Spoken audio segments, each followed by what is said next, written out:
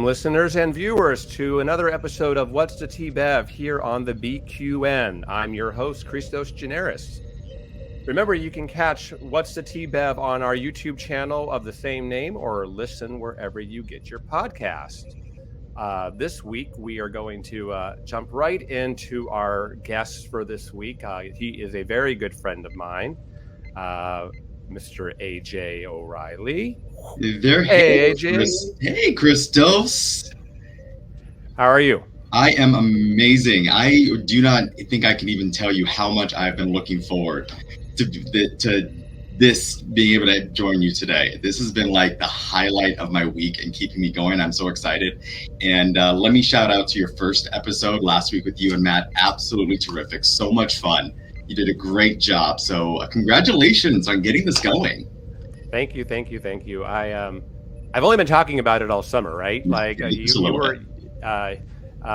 came and visited me during Comic-Con, and I think we were talking about it then. But one thing you had definitely said that weekend was, I want to be one of your guests. So, in fact, you were going to be my first guest, other than the fact that Matthew was at STLV with me, and we wanted to talk about STLV in our first episode. So, viewers, there are some pictures here of AJ and me at during Comic-Con weekend and going to the 10 Forward experience that was there outside of Comic-Con. What'd you think of that?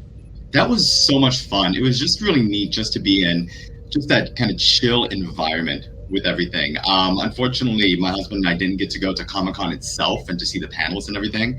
And so literally we just went down, number one, to hang out and to see you because we hadn't seen you in a while, and to get to spend time with you and everything, but just to go down to the Comic-Con experience and those streets outside and to see everyone just having a great time and being able to express the things that made them happy.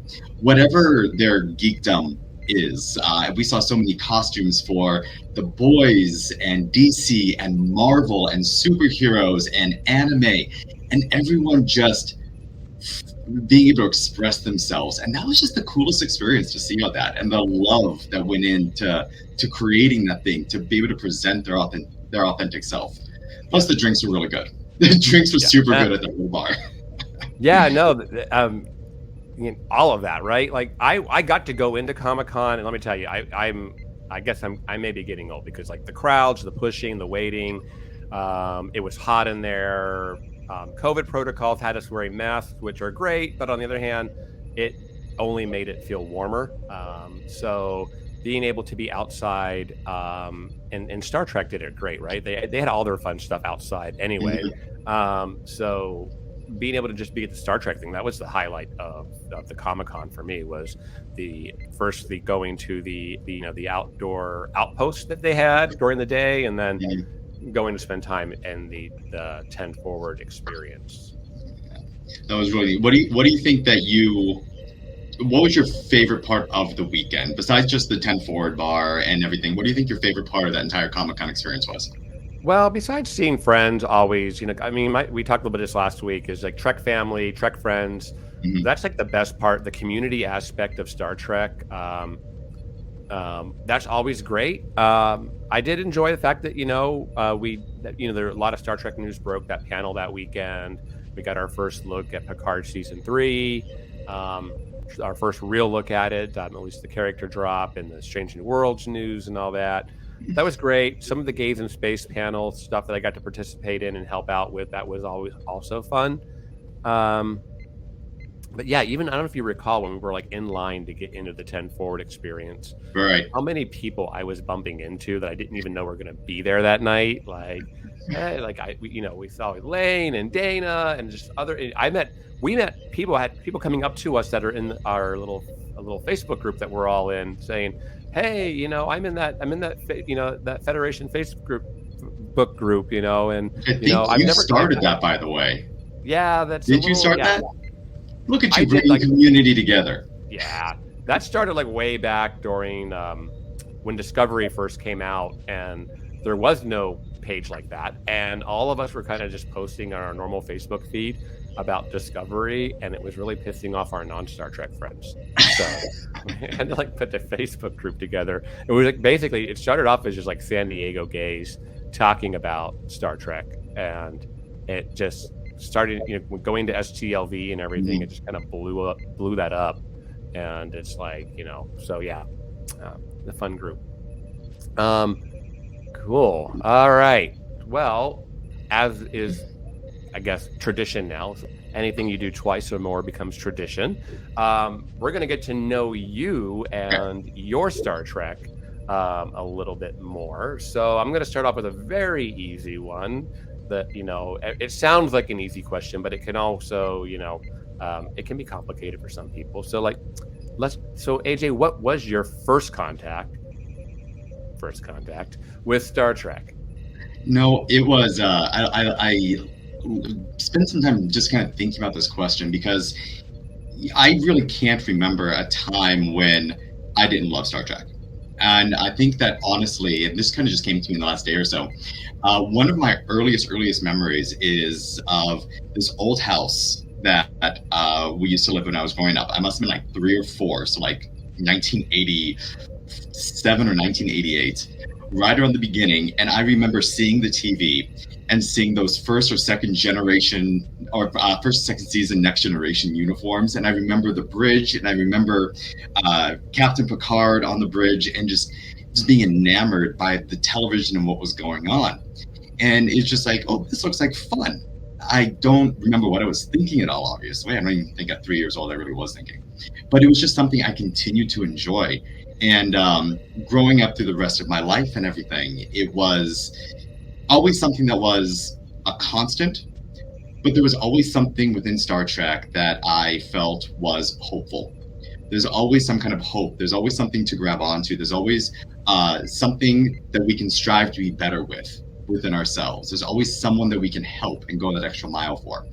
And so a lot of my own philosophies, whether it's in leadership, if it's in my my political work, in the work that I do for my career or anything, is based on what I've learned from Star Trek, that we do things selflessly. We do things out of a place of altruism because it's for the better good of all. And that just had always stayed with me. But my earliest memory, I just remember sitting and seeing those old uniforms. And there was one point when I was in, I think it was 3rd or 4th grade, and my mom's going to see this, but she made me a full-on blue jumpsuit season 1-2 Trek uniform. And I just remember the fabric was so itchy, but it had the zipper up the back, and it was hot as heck in Las Vegas in October, and I was sweating bullets at my elementary school little fair and everything, but I was not going to take that thing off. Yeah, because I loved that little uniform. That was so cool. Well, I love that it was blue. Oh, it was blue at the time. I think later on I graduated to Command Track Red. I kind of went to Beverly Crusher when she becomes a captain later. So there you go. There we go. Oh my God, look at that. It's like, how far are we in? And we just said, we were like been recording for like 9 minutes. That's the first time Beverly Crusher came up. That might be a new record. Well, yeah, Gates McFadden is absolutely amazing. So she's going to come with quite a bit today, I'm sure. Awesome. All right. So I'm going to tease the audience here a little bit. A couple days ago, I sent AJ the 7 questions just so he could think about them. And AJ, being the overachiever that he is, actually took all 7 questions, wrote me 7 essays, and sent me a Google Doc back. And I'm like, well, AJ, you didn't need to do that. I just kind of wanted you to think about it so you kind of would know you weren't sideswiped, or maybe some of these are not always instant answer type of things. So the good news is, because he sent me back his answers, we'll have some visuals to go with the answers today. So I'm excited. Surprise me with some cool Trek images. All right. So your next question is, what is your favorite Trek series? Trek series. So I need to give a shout out real quick to Alex Kurtzman, and we'll talk about the Star Trek Day in a little bit. But one of the things that stuck with me with what Alex Kurtzman said was he described all of this new Trek that's coming out as a rainbow. There's always something for everybody, and I love that there is always something for everybody in Star Trek. That each of the series really was speaking to what was happening in society or what was the culture at the time.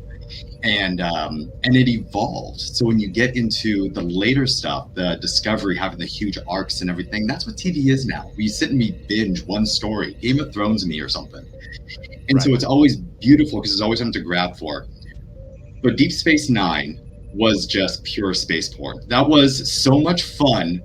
And the season 4, 5, 6, the Dominion War was just what you're doing with 90s with animation and computer generation and space combat was so much, which is so cool. One of my favorite images was always when it was the sacrifice of angels in favor of the bold, where they're going back to retake Deep Space Nine, and then you have the Galaxy class starship flying in to take out the Galler class Cardassian cruiser, and then here comes another Galaxy class starship up behind it to strafe run it as it's going. Then cut to the scene of Rom and Kira running through a space battle and a phaser fight through DS9, through everything, and it was just amazing. But it kept you guessing, and because unfortunately at the end of season 6, we all know that the amazing Terry Farrell left the show, and so. But who saw Jadzia Dax being killed by Gul Dukat all of a sudden coming up out of nowhere? Right. What? I was like, what just happened? What year was that? Like 96, 97 or something like that? Probably. Yeah, my 13, 14-year-old. I think it was 98, like the end, like midway 98. Through 98. Yeah, because my 14-year-old brain was like, "Oh my God, it's one of the only women I've ever loved with all my heart, and she just got killed in front of me. What just happened?" And but it was just fun. But I want to do a quick shout out to something a little bit newer, and that's the Strange New World series, and it's been amazing. I know you've seen Oliver Christos. Oh, definitely. Yeah, I love it. I mean, it's just, I almost, anything I would have to say from a complaint would be like nitpicking at, you know. But they've gone back to the episodic stuff, but still keeping to the messages that Star Trek tries to communicate. I mean, you go into the original series and the Next Generation, and even into really Voyager as well, there's always a moral to the story. And every single one of those Strange New Worlds had a moral.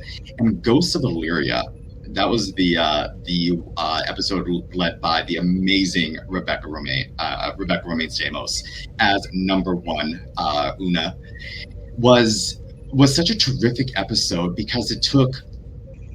I loved how she needed to contain herself for her entire life and not share everything about her, so she could never really show up authentically as her authentic self, but she was still the best. Right. And it took her needing to expose herself and what she's really capable of to save the day. And then she goes in to accept the consequences. And Pike isn't it like the allegory to being like in the closet is like right smack in your face. It's like, oh, and I've often talked about the fact, like, I work in a very, good old boy type of environment. So I've always had to mute myself at a certain level in order to just, fit in, get along with everybody. Not saying I'm not out, but yeah, I've always had to kind of mute myself a little bit. And so that's exactly what Una has been doing basically her whole life is, toning herself down and not being her authentic self. So, yeah, and then she has, circumstances force her to out herself. Yeah. But then what did Pike say to her at the end? You're the best first officer in the fleet. Yeah. And he went to bat for her and he was going to protect her. And yeah, it kind of stunk at the end of the season. We'll see where that happens in season 2 because she was on the panel for Star Trek Strange New Worlds.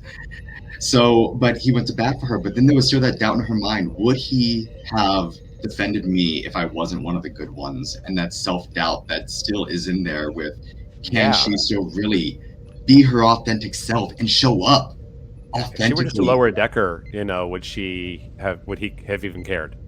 Question mark, it was Pike, so he would. Yeah. He'd go to bat for them. Yeah.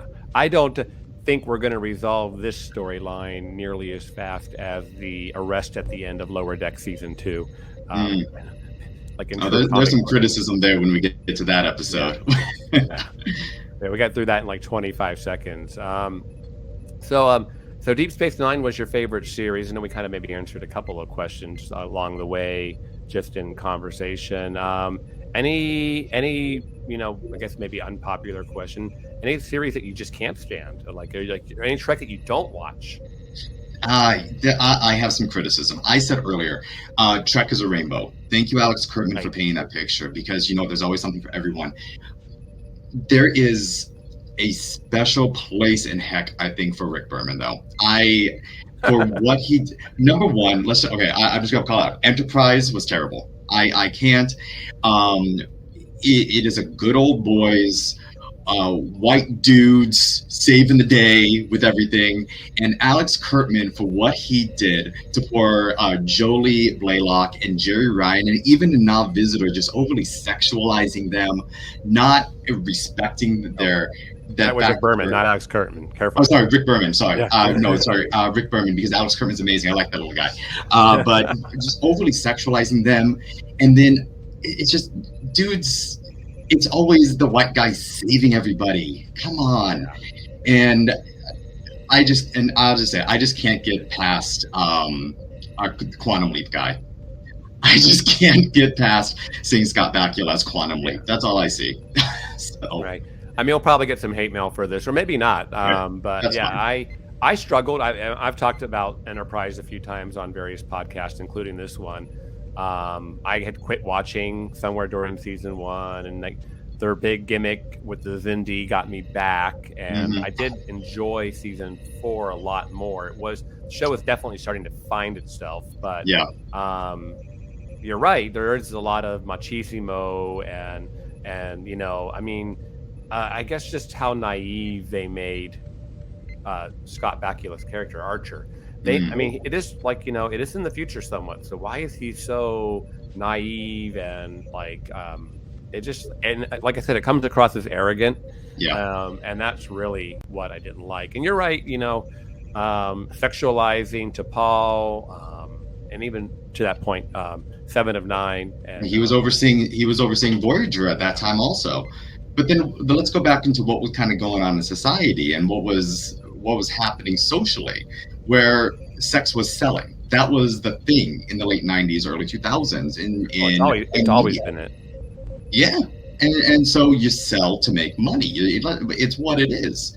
But that was what they said. This is going to make us money. This is going to sell the show, to have that kind of a thing on it. But how brilliant of a character is T'Pol? Yeah. How There are some, like I said, season 4, all of season 4 is pretty good. And there's some good characters in there, and there's a lot of underutilized characters. So they were bad characters, but you weren't really treating it like an ensemble cast. Right. They tried very hard to make Trip and Archer and T'Pol kind of be this Spock, Kirk, McCoy type of trio. And they really did underserve the rest of the supporting cast, and they never got that true ensemble feel like TNG had, or even DS9 with the biggest cast ever. When you pull in all their supporting characters that were recurring for 7 years. Absolutely. Then you're like in DS9, you're caring about the character of Ziyal. Yeah. You're caring about her journey when she was discovered as Gul Dukat's daughter, and then she was killed during the retaking and sacrifice of angels. You cared about Garrick. What an amazing character Garrick was. Yeah. So nuanced, so secretive. That was such great character development because you grew them. And he read gay. He totally read gay. Oh God. I mean, I'm glad we clarified that later. But yeah, I mean, even back then, you're like, when is he just going to kiss Dr. Bashir? Yeah, right. What was it the meme that goes around that, oh, Garrick, I love your top. It's like, Julian, I have a name. But it's true. But they built a relationship around it. I think there was even one where Garrick was dealing with addiction in Deep Space Nine. I can't remember the exact episode title, but he was dealing with addiction. He had become addicted to something that the Cardassian Central Command had put in his brain when he was still a spy, and then Julian Bashir was one that helped him through that addiction, that friendship, and that camaraderie, and never leaving someone you care about. And you care about the characters, and that's where DS9 kind of goes also, because DS9 wasn't afraid to show that people have dark sides, and they can still be good. We all have things we struggle with, and we can still be good people. Right. Yeah. Yeah, I talked about this last week a little bit. I've been like gushing on DS9 a lot more, and I've been like, as I like the last couple of months, usually when I need a comfort trek, I just go to TNG. But I've actually been going to DS9, so like I said, love it. All right, we're gonna move along to your favorite Trek movie. All 13 movies being in contention here. Okay. So, favorite Trek movie. This was a hard one, and I'll be really honest. I don't know if I can fully 100% even get behind this one, just because I like them all for different reasons. But just the most solid one has to still be The Wrath of Khan. Because I think it is just a solid action movie. It continued the story, 1980s special effects going all the way. Kirstie Alley before she went cray cray. Yep. and, but it was just a good, solid movie in itself. But then it was all based in Trek. And it was, I think, the first time in Star Trek 2 is where we're referring to canonized Trek. Yeah. This happened 20 years ago. We're going to look at the fallout now. And it connected, that all of this universe is connected and is going to be and continue to be connected. And so that established canonized mentality, I think, is really where it started from. And it was just fun. Yeah, I love Star Trek 2, probably second to Star Trek 6, but, kind of give and take that back and forth. Kirstie Alley, the space battles, the fact that it picks up on a 1966 episode of Star Trek, and here we are. Like, who would have thought? Like, we all know what TV and entertainment is now, but like in 1982, that there'd be a sequel to a TV episode from the late 60s, and you get to pick that up. And I always feel like, on its 40th anniversary of this year, recognize that this is the movie that probably saved Star Trek. Completely. Motion picture did a lot better than people like to remember it did. It was a very successful financial movie, but the story of making it, of course, was complete hell. Right. And then ultimately fandom had mixed emotions about it. It's obviously a lot more better appreciated looking backwards, but today, especially with the new director's cut. But yeah, people weren't sure there would even be a Star Trek 2, and they had to go make it. They had to make it a lot cheaper than they made the first one for. And not only did they make it like on a third of the budget, but then they, it literally was so good that it paved the way for the next 40 years. Absolutely. Or if Star Trek 2 would have failed, that would have been the end of Trek. No one would have given it a second thought after that. Yeah, and then we wouldn't have had Next Generation, everything through, all the way up to now. We have 4 actual series on air, and possibly 2 or more in production, or at least in the wings coming at us, where we are living in an age of new Star Trek, which is amazing. But I do have to have confession time. I have not seen the motion picture for probably about 20 years. Was the last time I saw it? And I have never seen the director's cut. I need to see that. That's like the only thing I cannot quote line for line. How did we not do that when you were visiting? I mean, we were going. We had a lot. It was already. Yeah, like I said, we were going a lot that weekend, but it was. It's on Paramount Plus, so definitely jump in there and watch it. It's so worth it. Especially, just don't even try to watch the regular version. Just watch the director's cut. Yeah. So it's the only one you need. All right. So, favorite movie. Who is your favorite character from all of Star Trek? It can be main cast. It could be supporting cast. Yeah. I have to do this because when I still think about this person, it's only been a couple months, not even a couple months yet. But I have to say Nichelle Nichols as Uhura, and for so many reasons that I am just enamored by what she did and what she accomplished.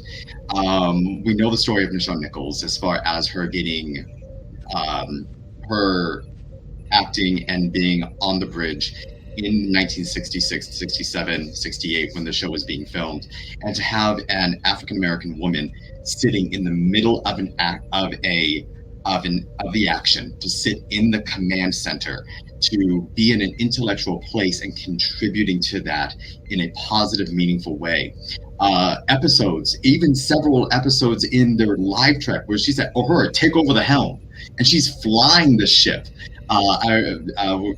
I just watched Balance of Terror this last week, Yeah. just to redo it. It's like, okay, he's going, or her, we're in the middle of a combat situation. Take over the navigation, go, and she's taking care of everything. Well, I mean, that's even more poignant because, like, Kirk excused a bigot from the bridge because he was being very racist towards Spock, and replaced that person with, Uhura, and there was really just. She stepped up, sat down, and started doing the job. There was no, and Sulu kind of looks over and gives her a glance, and there was no question about it. And really, when you think about that just for like 10 seconds, like, that the subtlety of the scene was minor, but it said so much. No, Christos, I had not even drawn that specific conclusion from it, and you're so right that that lieutenant was just being flat out racist in that episode to Spock. It was right after they showed what the Romulans really looked like, and they look like the Vulcans. And that blatant racism and bigotry that was going on, you're out of here. We're getting the person we truly trust to fly the ship. Yeah. But then Nichelle Nichols taking that character all the way through the next 40, 50 years of Star Trek and representing it, what she was able to do for women of color, for African American women, to show that we have a place at the table. And I'm coming at this from a place of knowing I'm a cisgender white male, and that has to be acknowledged within the conversation, because Nichelle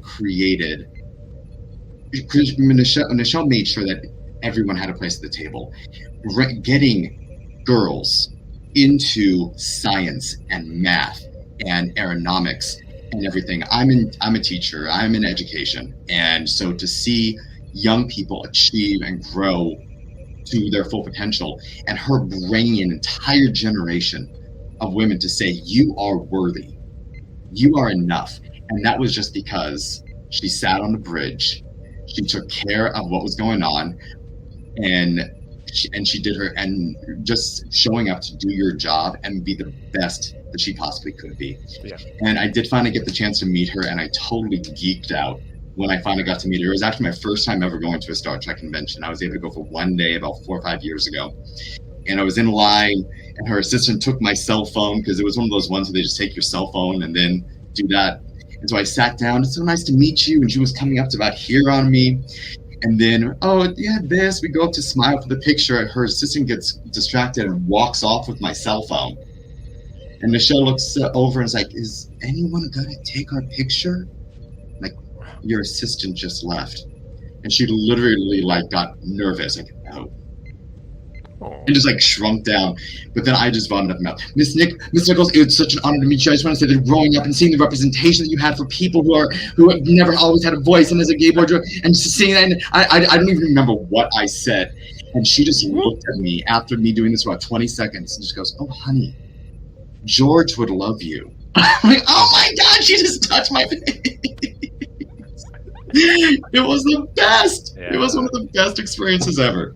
Yeah, even in her later years when she was in decline, I think she got so much life out of still coming to the conventions and talking to fans and feeling that love and giving it in return still. So, did you catch the little presentation they did for her on Star Trek Day? Oh, absolutely. I think it was beautiful. And to have Just all of the women on that show talking about what a source of strength that she was for them. It just shows the power of showing someone that they can do it. Yeah, And I Michelle Brandt brought that. I was halfway through that and I was already in tears, and then they clipped to Sonequa Martin Green in tears, and I'm like, it just made it 10 times worse. I was like, But everyone will have a place on the bridge of the Enterprise, and it's thanks to Naoto Uhura. Yes, very well said. All right, well, we're gonna keep going with our favorite themes here, and let's talk about your favorite captain. Woo-hoo! Since your favorite character was not a captain. Not necessarily, because you can.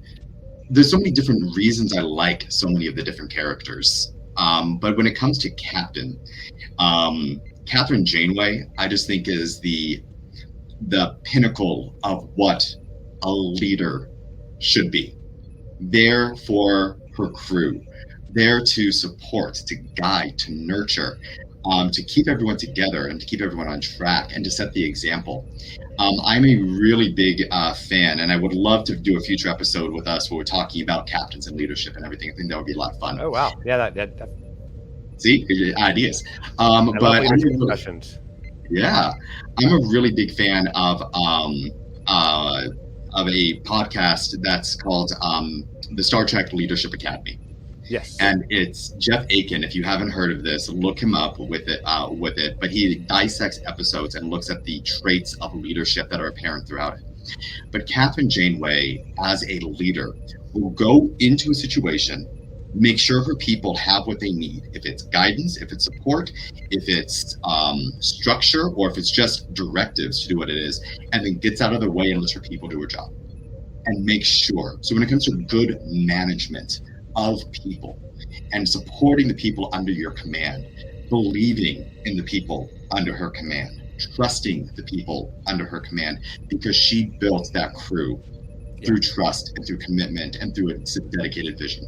And leading by doing. Let's not forget that. Like, I mean, I think I may even said this last week, but like even in the pilot episode when she has to go down to engineering and fix the warp core because the engineer's dead.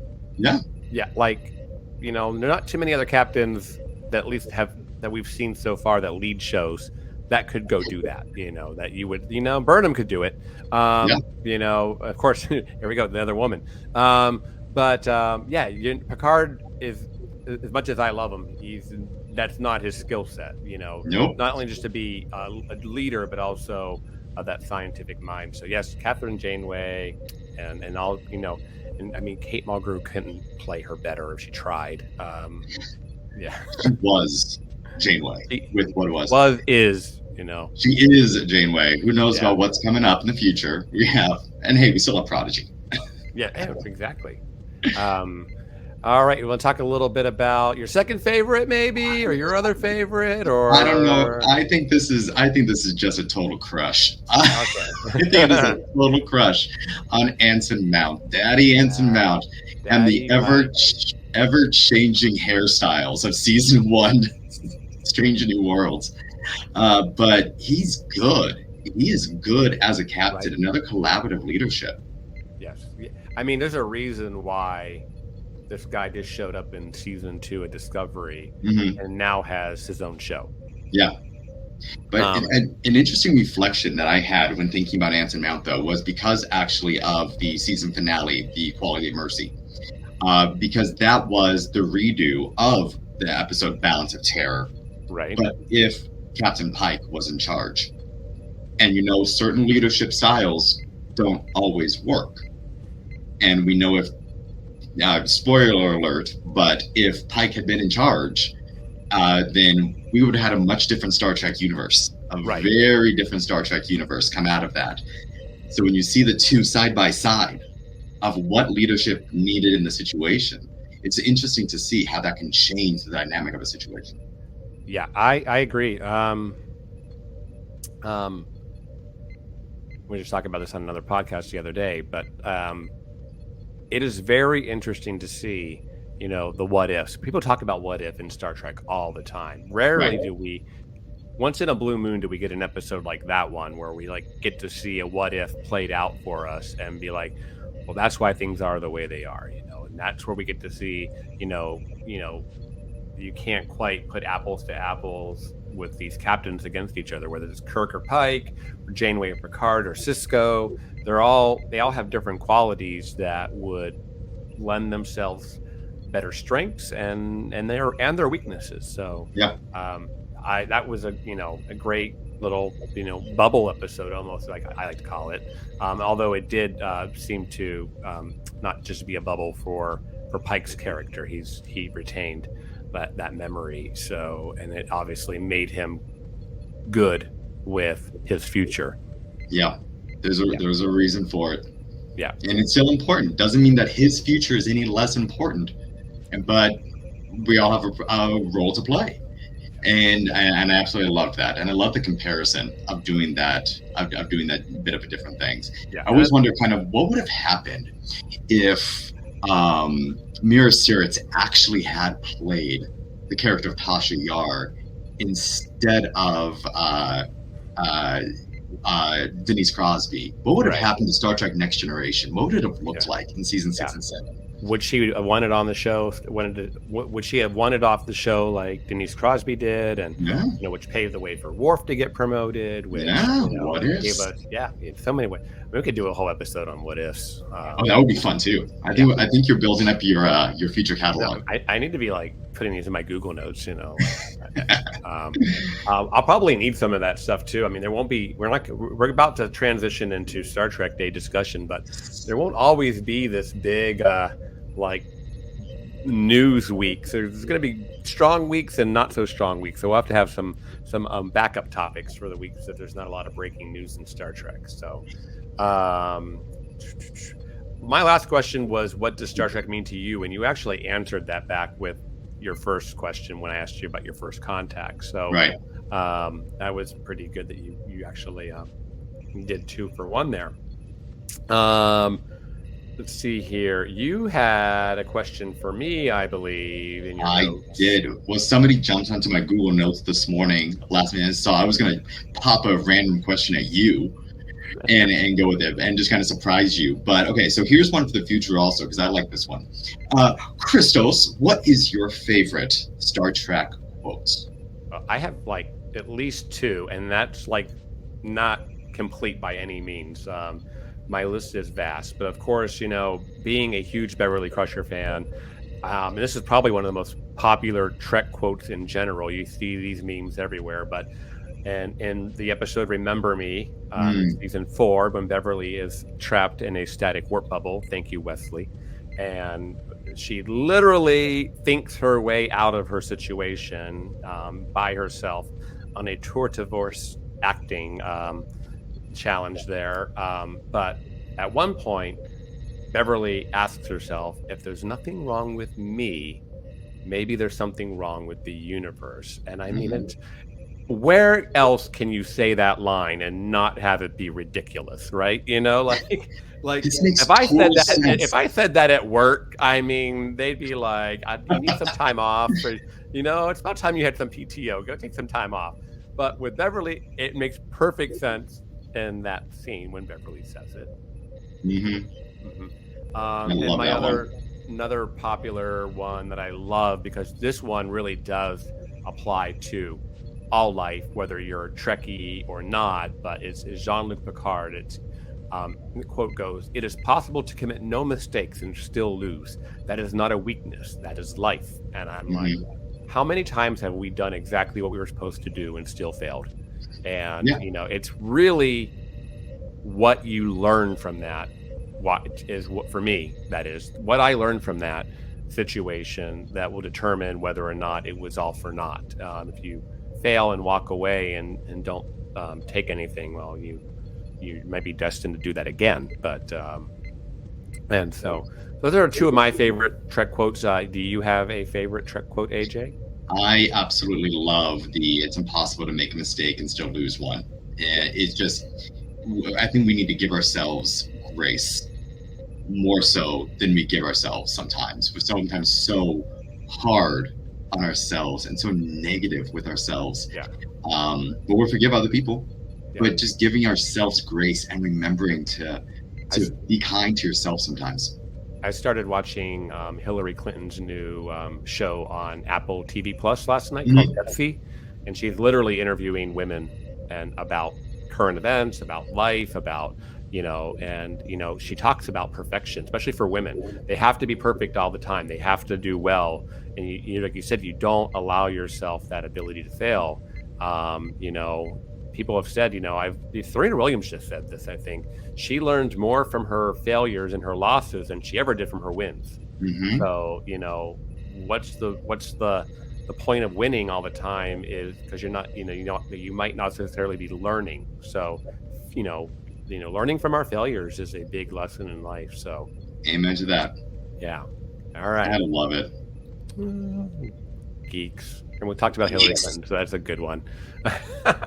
All right, now we're going to pivot to what I always call like the speculation, the news, the topic of the week. And man, do we have a few things to talk about. It was good. I have notes. So. I have thoughts, and for those of you who are watching on YouTube rather than listening, I've got some visuals for you. But so it was Star Trek Day 2 days ago, the 8th, at the time we're recording this. Although it was a little bit shorter than I thought it was going to be, and there was a few things I would have liked to have seen, which we'll talk about that later. There was also a lot of amazing. So the first thing they did was kick off a Picard panel, and really just kind of jumped into showing our first teaser trailer from Star Trek Picard Season 3, the final season. And immediately, like, the first thing you really see is a bunch of, I think they're Nausicaans, boarding a Starfleet ship. And you see Beverly Crusher with a phaser rifle. And you're like, already... And she's really wearing that Carol Marcus jacket. So yes, girl. Yeah, I'm like, okay, Bev. So I literally had just posted on Twitter like last week, folks, a picture from First Contact because I was watching the 4K version on Paramount Plus, and I took a great screenshot of Beverly holding the phaser rifle on the bridge. And my tweet was something along the lines of, "We need to see more of Beverly Crusher and phaser rifles in our life." And not even a week later, I get it. And she's gonna go toe to toe with the Nausicaans. Yeah, and we see like 3 Nausicaan ships now in that scene, and you hear Beverly kind of sending a distress signal to Jean-Luc, which, and then it kind of cuts into a lot more visuals there. Really, it's Beverly, Jean-Luc, and Riker that we really hear from in this trailer. We do see Geordi and Worf and Deanna and Rafi, but we don't really get any speaking parts from them. We get Riker and Picard talking about getting a ship together, and then we see them boarding the Titan A, and we hear a little bit from 7 or 9, but that's all we really hear from in here. So what do you think's going on with Beverly? I know I was expecting this one. I was ready for you to just spend the entire episode on this one scene with it.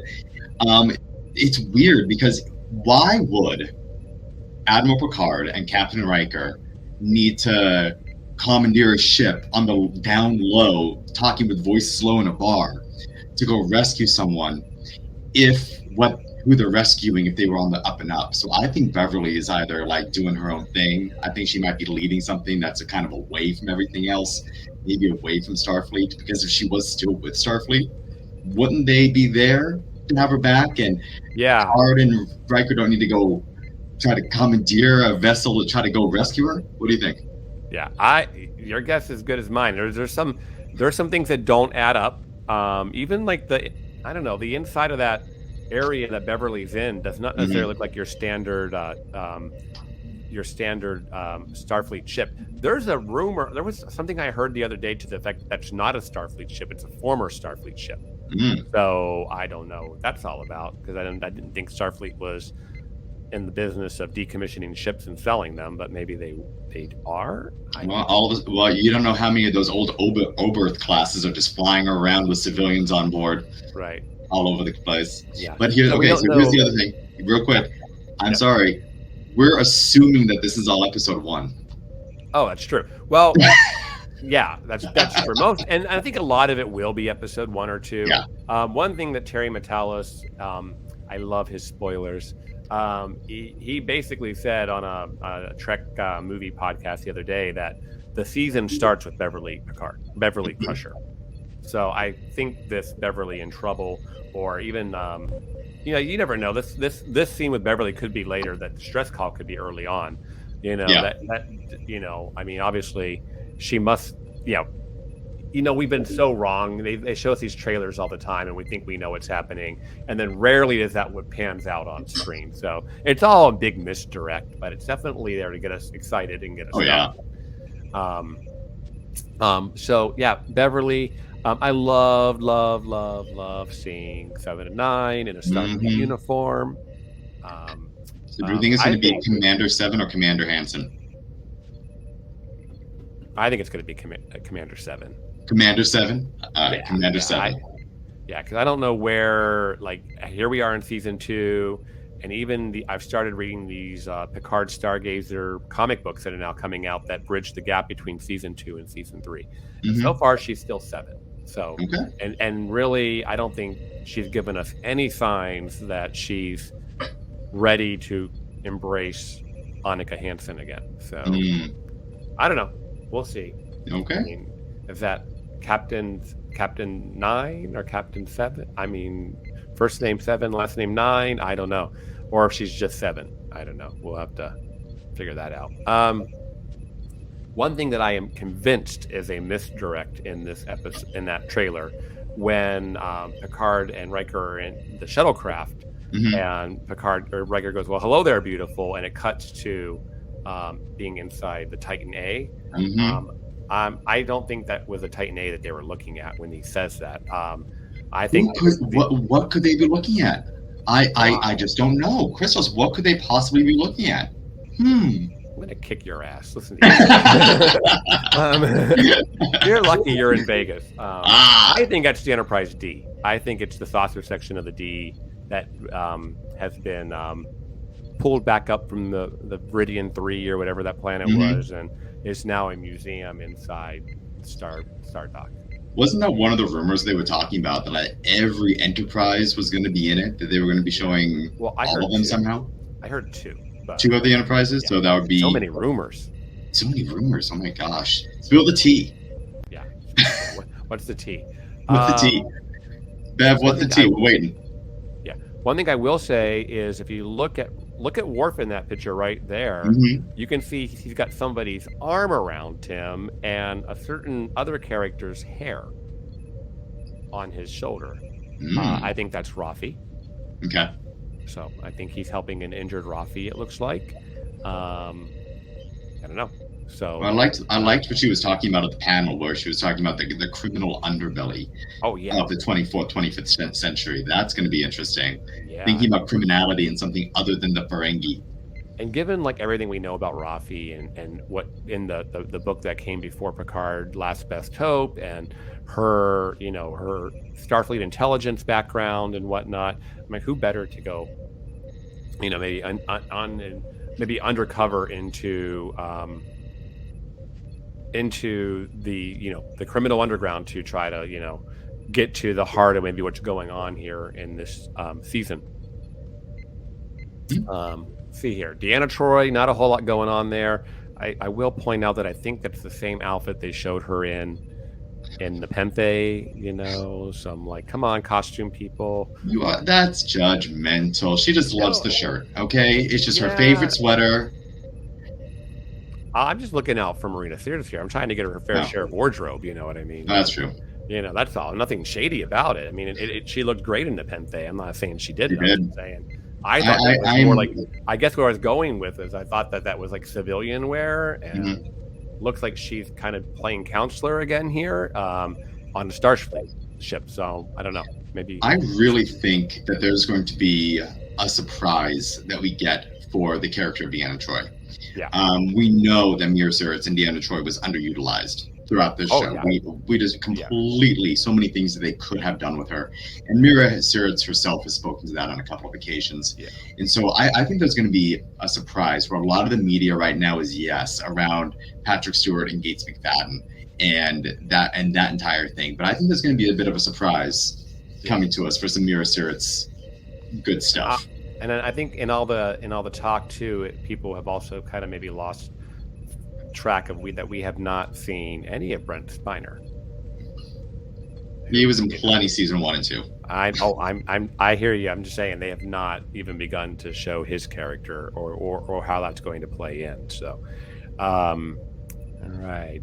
So we got a really good look at the Titan A, which is a Neo Constitution class vessel. What are your thoughts on the Titan? As soon as I saw it, it reminds me of if anyone ever played Star Trek Online, the first ship that they give you is like a little Constitution class refit thing. So it looks like a Star Trek ship. It's going back to that old silhouette of the nacelles and the separated saucer versus the Star Drive section. And I think I'm just a big fan of ships like the Akira class and the Saber class and those Borg inspired defense ships. But this looks like a return to what a Star Trek ship was always looked like. What is the original Constitution class? Hey, it was a saucer with a couple legs on it. I've heard a lot of discussion about this, and I'm all for this. I love that we're getting some Constitution class love here. I feel like maybe Starfleet kind of if you go put this in headcanon, right? Starfleet kind of realizing like, hey, you just can't. Is it really practical to keep just building ships bigger and bigger and bigger and bigger? With crew of 1,000, crew of 1,500, crew of 2,000. You might not need ships to do all of that. So, so it's kind of cool that like, hey, how do we take some of these older designs that worked really well for us and then take them and just update them using current technologies like the warp engines and whatnot. So, I'm enjoying what they're doing there. So it's beautiful though. It looks fast. Yeah, it looks fast. So I don't think this, and it's actually been said between now and 2 days ago that this is not Riker's Titan. This is not the Luna class. This is not us breaking canon that we saw in Lower Decks and the old Titan books and everything. This is definitely a Titan that came after. So, right. So everyone can calm down. Yeah, it's okay to have more. And one more like little ship porn thing here for me is not necessarily ship porn, but Space Dock got a big upgrade. Yeah, it did. I mean, there is so many undertones about the trailer in general that remind me of Star Trek 3. Just lots of it. I can see that. Yeah, I mean, between the space dock, hey, we got to get a ship and we got to get to this place. The jacket that Beverly and Worf are wearing, and there's just it has a real Star Trek 3 kind of vibe. Like, someone's in trouble and we got to go do something, and I don't know. Space dock, that's a big one. But the space dock is huge with the extra stuff coming onto it. I really liked even thinking about that. Why are we getting together and why are we doing this? I liked Patrick Stewart's response on the panel of he was responding to everyone calling it a reunion, but he was talking about how the episode, the season in season 3 is really about it's coming together for an essential cause to do what we do best. So something needed to happen, and we needed to go and do what we do best in that situation. That's fix it, because that's what we can do as a team, and that's where they were coming back together. And I like that perspective of it. Yeah. And so, and that's very Star Trek 3. We got to do what we do best, and that's going and saving the day and blowing up a Klingon bird of prey. Definitely. Moving on to Star Trek Day. Let's talk Star Trek Discovery. Ooh. Yeah, season 5. Not a whole lot going on there. There's not a lot of news. They showed us a nice little Mhm. behind the scenes reel with Sonequa Martin Green, and it was hosted by Wilson Cruz. And then we got one picture of actual production. Um, um, there was one big little newsy thing that I saw in that behind the scenes reel. Did you pick up on that? I well, Tilly is there. Yes. I know that they were back in Margaritaville. She was chilling with Blue. Well, they even Uh, showed her. They even showed her in uniform on the bridge they too. did show her in uniform on the bridge in that little last scene when they were just kind of about to go into filming. I might have missed it No, then. that was what I thought was the news. Like they revealed that it was episode 4 that was in production, and then Okay. Tilly was there. So whether Tilly's in every episode next year or just a couple, we at least know that we get Tilly back on Discovery in some capacity in season 5. So Absolutely. And I like that. what great character arc Mary Weissman and Tilly had. And Tilly, just from the beginning of what she was to what she became 900 years later, what a great character arc she had. Starting off as so naive and so like just peppy with everything. But now let's grow up a little bit to what I'm really good at. I always loved that character. She's just so fucking cool. Yes. So fucking cool. So fucking cool. I This is the love power of math. Yes. Oh, I love that from season 2. People. So yeah, I'm looking forward to season 5. I don't think we're going to see it till probably after Picard, maybe even after Strange New World season 2. They're still filming season 5. They're not even halfway through, I think. And whereas Picard and Strange New Worlds are already done, and I know Picard's done. Like they could air it tomorrow, but they're not, obviously. February 16th. We didn't say that to any out loud. Strange New World. This is good news. Yes. Well, what did we learn from Strange New Worlds? Mainly, we're getting a new engineer. Yeah. So Carol Kane is going to be joining the cast as, I guess, Hemmer's replacement in season 2. If people don't know who she is, she was in the TV show called Taxi, and let's see here, she's in The Princess Bride. Yep. So those are the two I really know her from. Have fun, Storm in the Castle. So The Princess Bride. She was also the grandma, or the Morticia Adams' mom on the Addams Family. If you remember that one, and she's just hilarious. Now that you said it, it just hit. Now you remember. I got it. My husband reminded me of that. I'm terrible with actors and stuff, but she's just everything I've ever seen her in. It's like as soon as you don't think about Carol Kane until you see Carol Kane in something, and you know it's her because she is just brilliantly funny. She is just a hilarious actress. She is brilliant. She did. There was a Netflix show called The Unstoppable Kimmy Schmidt or something like that. I don't know if anyone saw that, but she was like the crazy downstairs New York neighbor, and just how she delivers and her presence when she's on television is phenomenal. So I'm super excited to see what they're bringing in such an established, well-known actress for this kind of a role, and what that means to the character of the series and the feeling. Yeah. Yeah, I'm looking forward to her. She's definitely supposed to be. I think she's 70 years old, and she's going to be playing the lead engineer. And I think we're going to get like a little bit of that sassy Tig Notaro type performance from her. So that should be really good. Tig Notaro. Yeah. Speaking of brilliant actors. Yes. And I think the only thing we really saw there, they did give us a one little scene clip, and I think the whole point was that it was showing us a little bit that we are going to finally get an Ortega's episode in season 2. Everyone was like, she didn't get a chance to shine in her own episode in season 1 like a lot of the other cast did. But I think we'll get there, and I honestly think that they did a really good job in season one.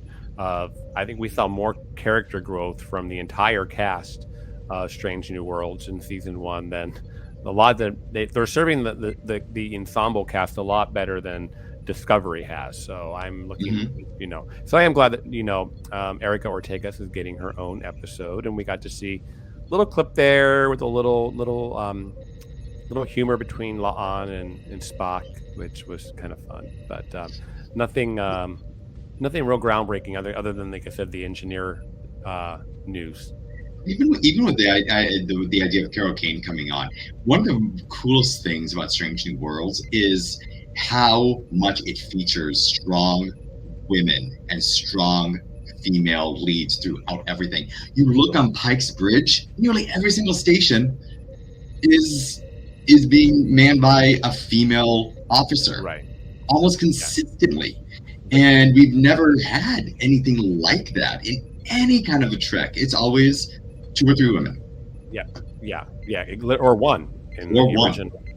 Um, I thought the same thing. Like I did the math during season one, and I think it's 5-5 on the cast. Like 5 women, 5 men, and of course then we lost Hemmer and picked up another woman. So it Mhm. might be like 6-4. I might have to go do the count again, but not that I'm counting, but like I think it's amazing to your point that there is a show on that is, literally like 50-50 male female.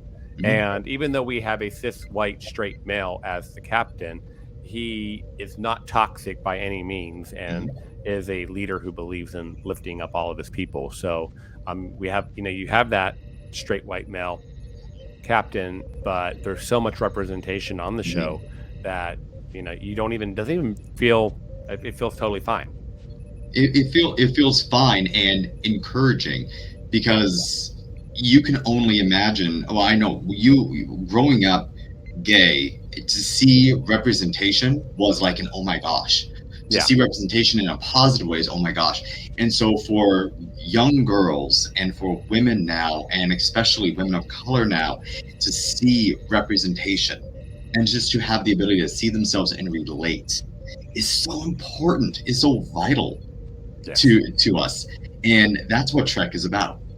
Trek is about being able to see yourself be your best self and want to be a part of helping others to be their best selves.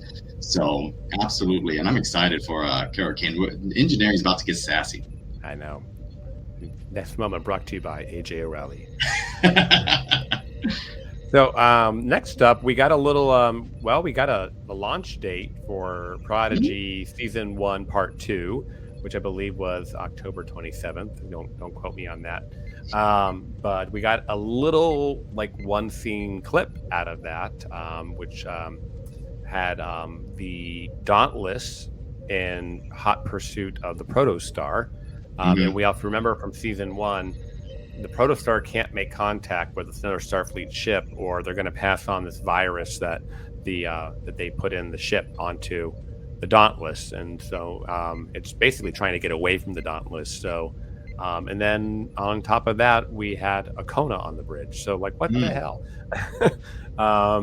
It's just a lot of what's happening here. Thoughts on Prodigy?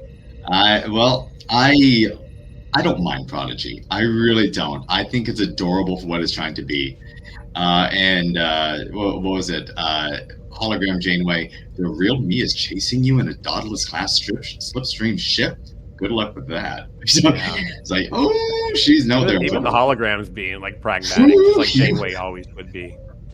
And I don't know, Okana. Let's look at Okana from 1991 and everything. He was adorable. He was cute. Yeah. I'm sorry. But what is it? He's a Kirk Sunday with Trip Sprinkles. So. Lower Decks reference there. Amen. I was looking at this. I think it's a Tellarite behind Janeway, Mm-hmm. real Admiral Janeway. He's actually like in like an admiral type suit as well, but it's blue. So, yeah. I'm sensing a new cosplay costume in your future. I already have a blue Admiral Picard era uniform, so just saying. Just saying. Just saying. Okay, so looking forward to Prodigy, but like I said, there was no real trailer here or anything. So, and we don't know. We only know we've seen only 25% of the episodes that they currently have have been ordered. So lots more to come. And then Lower Decks, which is currently in production right now. We saw season. We're in season 3. Episode 3 was this week. Hmm. They only showed us a little clip from an upcoming episode, and they described it as like kind of movie level epic. And we got to see a Sovereign class ship in there. I thought that looked pretty cool. What an awesome screenshot that is. That is a Yeah. beautiful screenshot of a Sovereign class going to battle. I wasn't necessarily planning on including this, but I came across it and I'm like, I gotta put this in there. Yeah. But we did see Romulans and in this clip, and we saw some of the Nemesis era Romulan ships also in the clip. So looking forward to that. Like they were trying to steal something off the Cerritos, and I forget the name of this ship. The Wayfinder. I was right. I was gonna say Wayfinder. Good. Comes to the rescue. So, What about those triplet commanders? I was getting Lursa and Vitor, but we can do it better type vibe off that. yeah, I miss those two. Oh, yes. Yeah. Let's see here. So, okay, I think that got us. Like I said, and I think I did mention I had a little bit of a disappointment from Star Trek Day, and that was just basically that there was no talk about the future shows. Picard season 3 is done. It'll be done airing by April, I think, and it's gone. And then we're essentially back down to 4 shows. So they've been teasing that there are at least 2 shows in production right now. We don't know the state of the new Star Trek movie after they just lost their director. And so maybe they don't have news to share, but I feel like there were some opportunities there to talk about some things. Yeah, we just didn't get that. So I would have liked, hey, maybe an announcement about the show that's going to replace Picard, or maybe it's like, hey, Michelle Hurd and Jerry Ryan have come back, or we'll be back for the quasi 4.0 season, or the rebranding of some new show that continues on the Picard timeline, but without Picard. And by no way, people, that's not a official thing. It's just really a lot of speculation there. But I honestly would love to see Rafi and Seven continue in a Starfleet-driven show. If it doesn't have Jean-Luc Picard or Patrick Stewart, I'm good with that. Guy's in his 80s. He has definitely done his part for the franchise. He can retire. I'm good. But I would love to see the continuation of the time, and maybe continue on with cameos and whatnot from Legacy Trek. But let's build out that cast some more. I mean, bring back Elnor, or and kind of let's go that way. I mean, right. Yeah. That would be really neat, just to continue on from there. They're trying to expand that universe out, and just to show us that yes, we're still going, we're still making an impact, we're still changing and supporting and helping the future. Yeah. So that would be amazing to see. I'd also like to see a little bit more about within the legacy, kind of going back to that canonization of, let's come back and see impacts from things that happened a while ago, and really continue on some of those stories, like we were talking about with the Wrath of Khan earlier, or even just the characterizations that have happened. Let's maybe turn Lower Decks into a serious idea. I mean, I love Lower Decks. I love the idea of it, but the idea of coming back and revisiting what happened and following up and showing that this universe continues to grow and build on itself. Right. That would be really neat. I think this aspect that they're talking about for Worf's character for Picard season 3, where he's supposed to be, we're supposed to see how he's affected by the Dominion War. And, and we kind of never really saw that from Worf, right?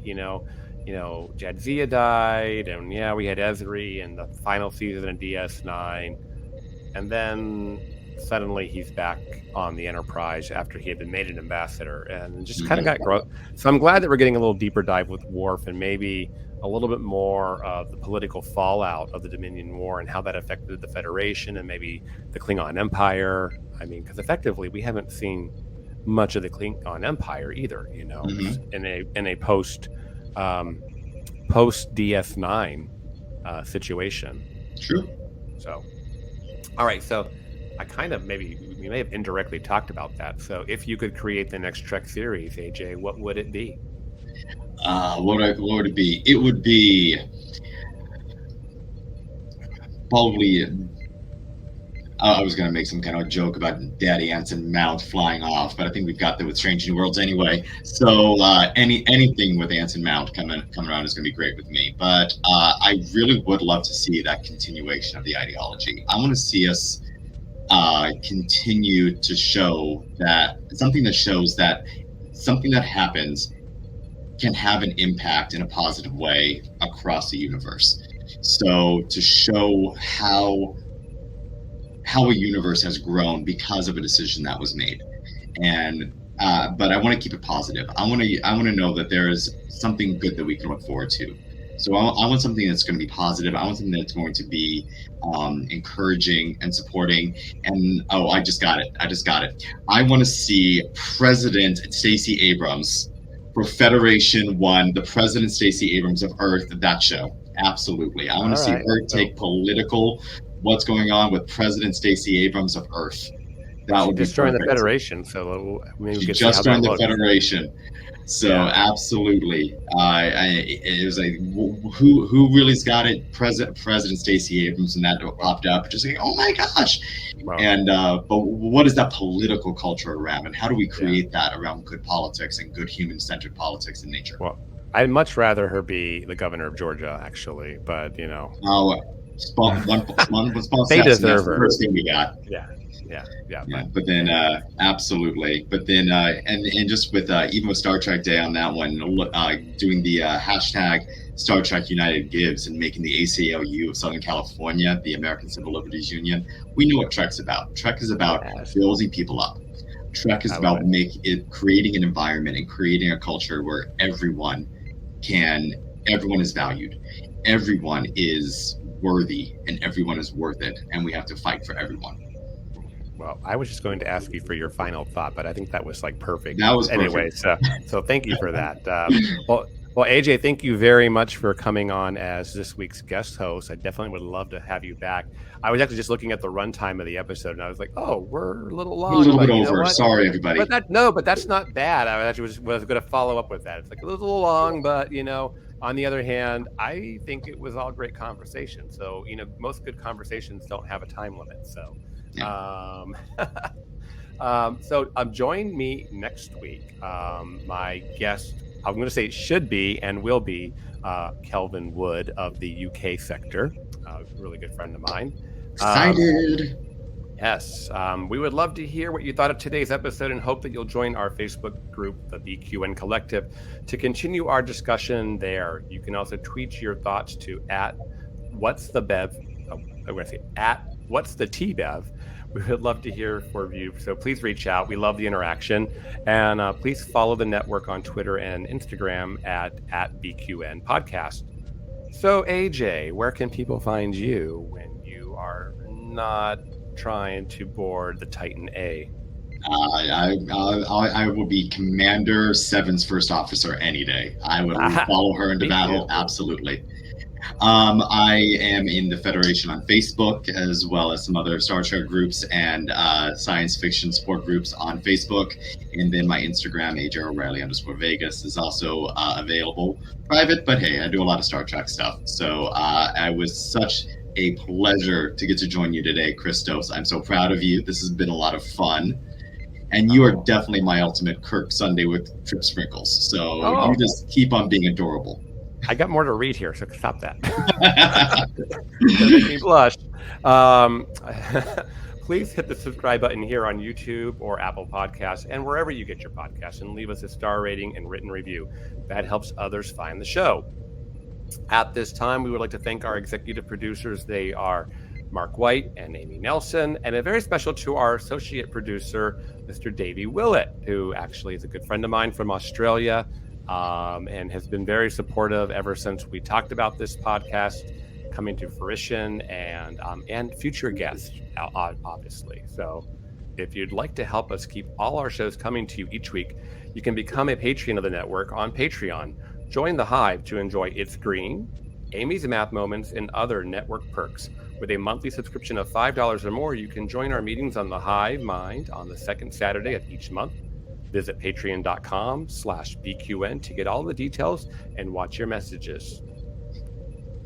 Thank you for listening, and we hope that you'll join us next time for more tea on What's the Tea, Bev? Everybody. Live long and prosper.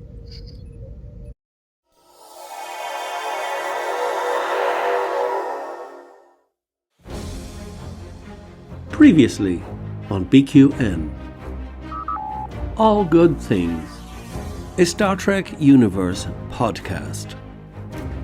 They're feeling bad, and they try to self-medicate to feel better, and that's why mental health, for example, is so important to help people cope with things so they don't turn to drugs to cope on their own. Mm-hmm. There's my Nancy Reagan moment. There you go.